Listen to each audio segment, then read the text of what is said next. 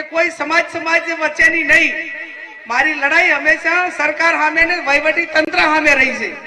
અને વહીવટી તંત્ર સામે લડાઈ લડવી એ પ્રજાના પ્રતિનિધિ તરીકે ચૂંટાઈને મૂકેલા પ્રજાના પ્રતિનિધિની એક ફરજ અને જવાબદારી છે. ત્યારે આવનાર સમયની અંદર આપના આશીર્વાદ થકી પરિણામ આવશે તો હું આપની કોઈ લડાઈ લડવામાં બાકી નહીં રાખું.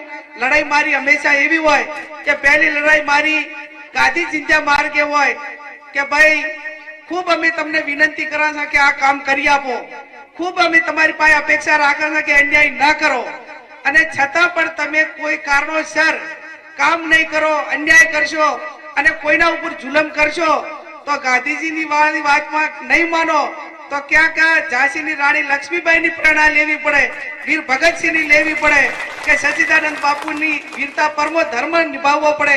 તો આજ સુધી મેં ક્યાંય પીછે હટ કરી નથી.